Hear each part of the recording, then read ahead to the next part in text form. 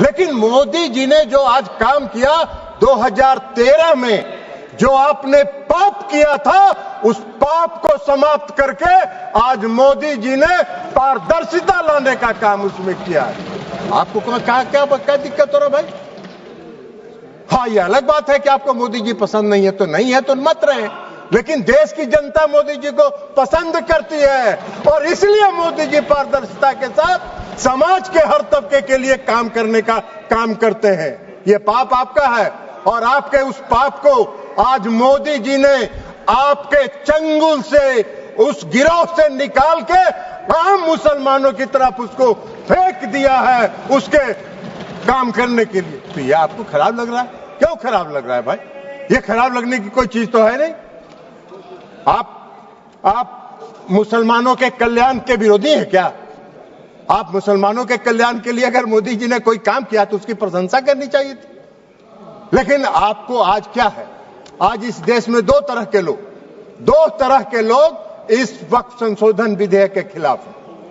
एक वैसे लोग जो अपने वोट के लिए धार्मिक मामलों का इस्तेमाल करते हैं, वो इसके विरोध में हैं और वो इसके विरोध में माहौल खड़ा कर रहे हैं। और दूसरे वैसे लोग हैं जिनका इस पर वक्त पर कब्जा था, वो अपने कब्जे को चंगुल से जाते हुए देखकर आज इसके विरोध में खड़ा है। क्या है भाई? क्यों विरोध कर रहे हैं भाई? इस संशोधन के विरोध का क्या कारण है? कोई कारण नहीं है। वक्फ का जो पूरा कार्यकलाप है, वक्फ का जो पूरा वर्किंग है, उस वर्किंग में तो कहीं से इस संशोधन में हस्तक्षेप करने का कोई अधिकार नहीं है। लेकिन अगर वक्फ के कार्यकलाप में हम कोई हस्तक्षेप नहीं कर रहे हैं, लेकिन हम वक्फ का जो आमदनी है वह आमदनी सही मामलों में मुसलमानों के लिए खर्च हो, इस पर नजर रखने के लिए हम इसमें संशोधन लेके आए। आपको क्या दिक्कत नजर आ रहा है इसमें? इसलिए कि आपको लग रहा है कि नजर में तो आप चढ़ जाएंगे, नजर में तो आपके चढ़ जाएंगे। अब आपका वो चलेगा नहीं जो गिरोह आपका कब्जा में था। मुसलमानों के हक में काम होगा, बेहतर प्रबंधन होगा, धन के दुरुपयोग को रोका जा सकेगा और सिर्फ उसके कार्यकलाप पर निगरानी रखने का तंत्र विकसित किया जा रहा है। इसमें आपको कोई विरोध का आधार नहीं है। और ये नैरेटिव अगर आप बना रहे हैं पूरे देश में, तो अपने लाभ के लिए, अपने राजनीतिक लाभ के लिए, अपने वोट के लिए आप इसका इस्तेमाल कर रहे हैं।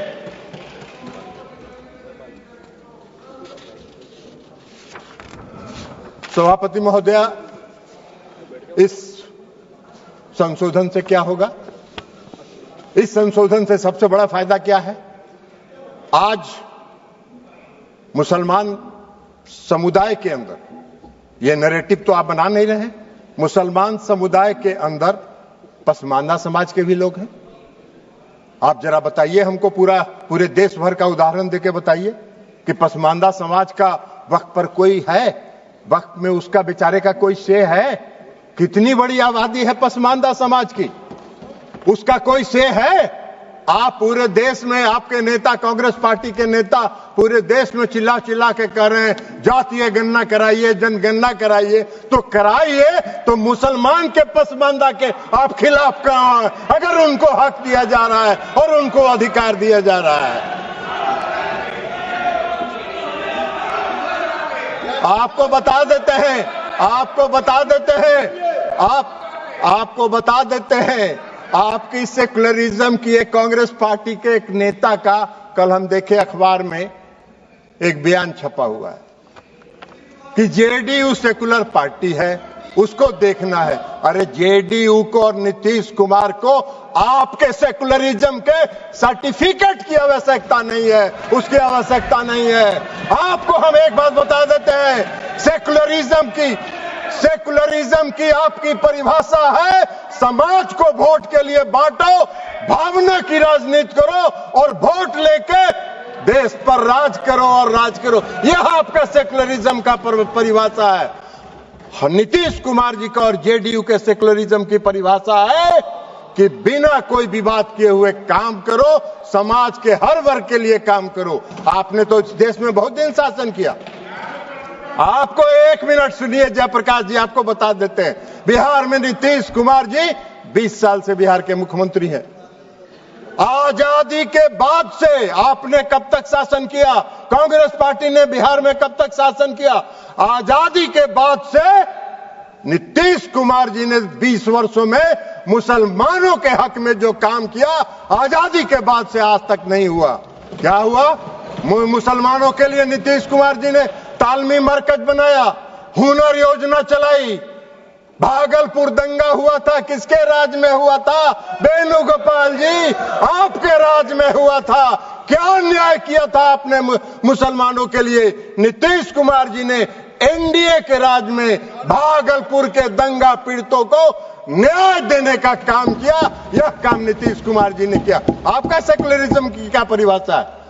नीतीश कुमार जी ने पूरे बिहार के कब्रिस्तान की घेराबंदी करा दी। आप तो आजादी के बाद से इतना दिन शासन किए, कौन सा काम आपने किया बिहार में और मुसलमानों के हक में, ये बता दीजिए।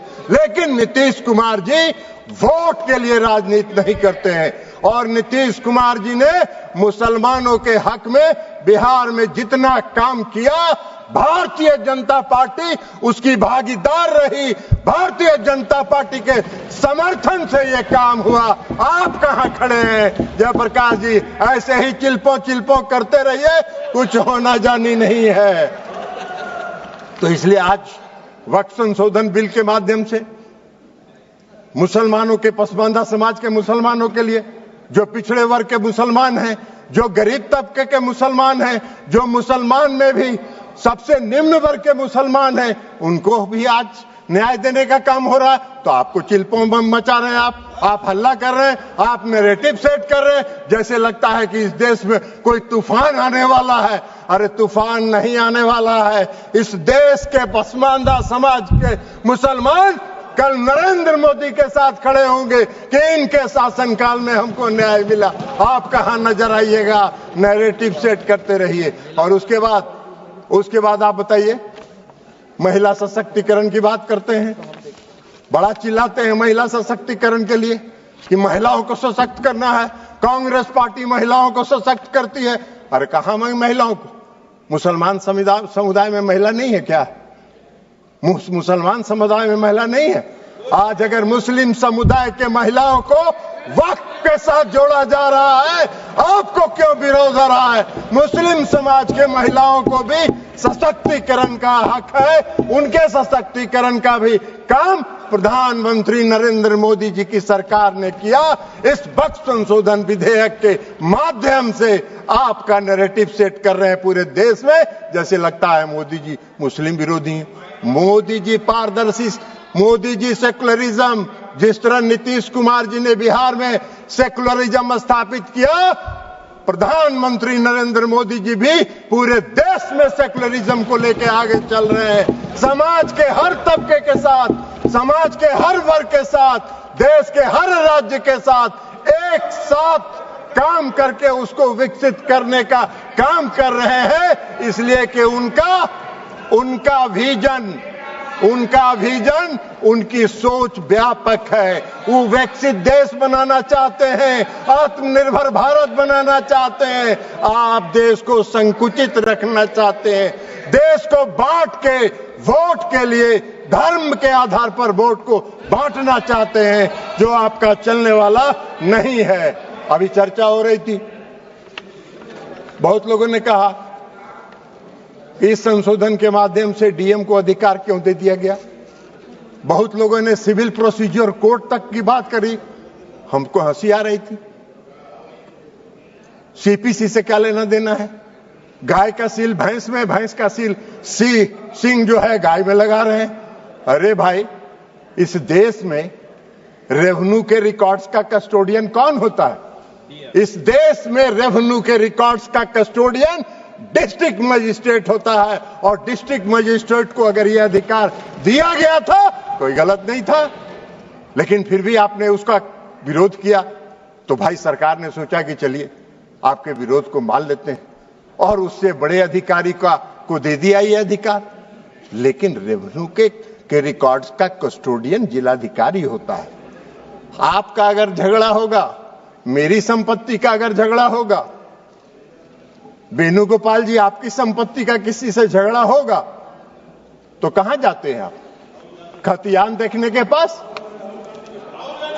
किसके पास जाते हैं? वही डिस्ट्रिक्ट मजिस्ट्रेट के यहां, वही डिस्ट्रिक्ट मजिस्ट्रेट की अदालत में जाते हैं।